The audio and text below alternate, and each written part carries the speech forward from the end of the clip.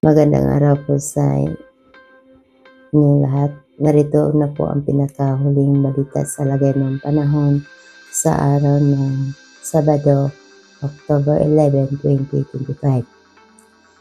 Sa kasalukuyan, ang low pressure area na minumonitor sa kanlurang bahagi ng bansa ay nananatili pa rin sa labas ng Philippine Area of Responsibility.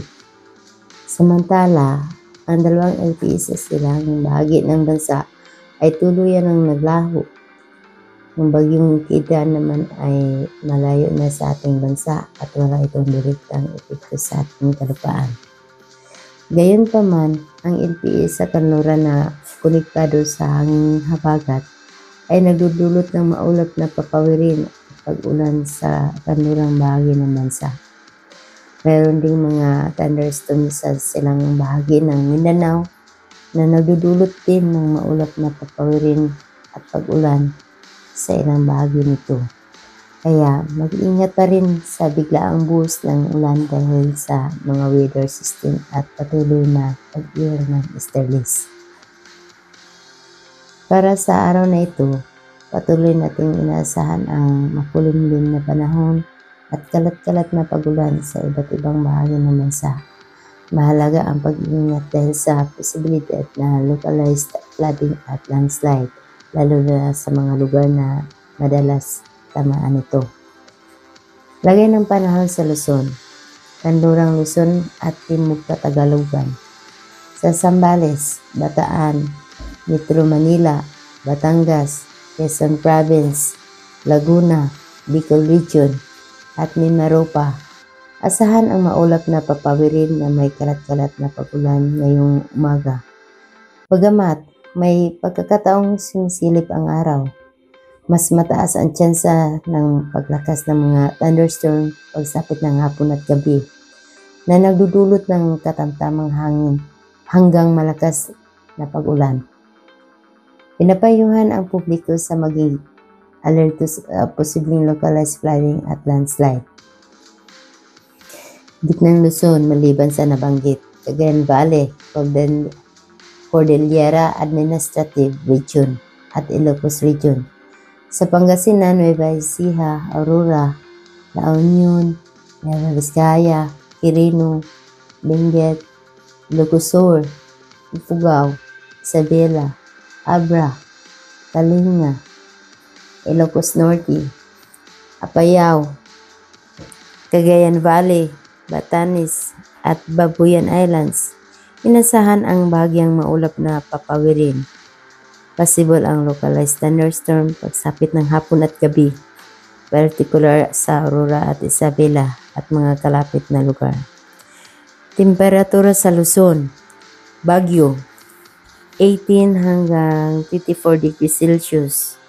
Luag, 25 hanggang 33 degrees Celsius. Tugigaraw, 25 hanggang 32 degrees Celsius.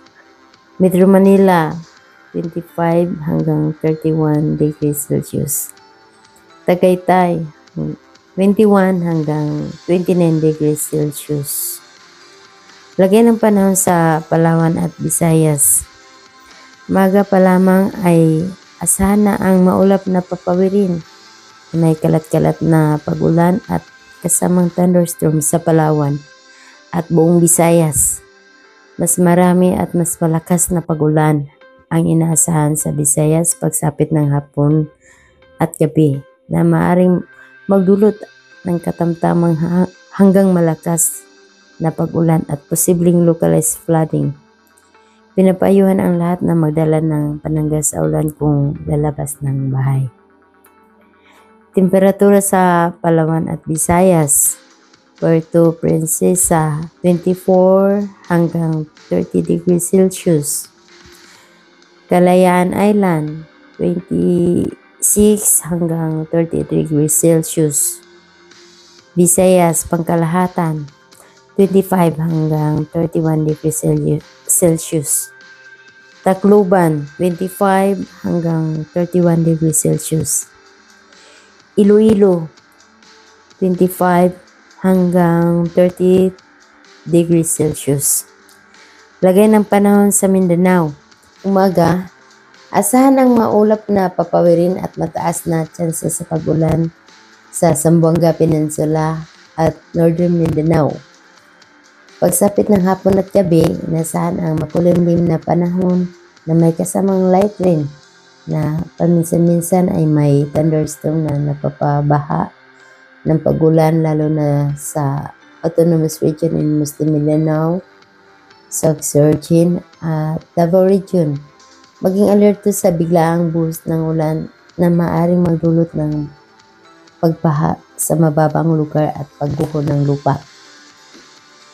Lagay ng karagatan. Sa kasalukuyan, walang nakataas na gale warning sa anumang baybayin ng bansa.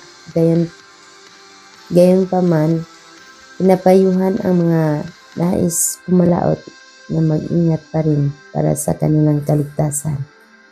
At para maging updated, mag-subscribe po kayo sa aming YouTube channel para ma-notify po kayo sa mga bagong update ulit panahon. Salamat and God bless all. Bye for now.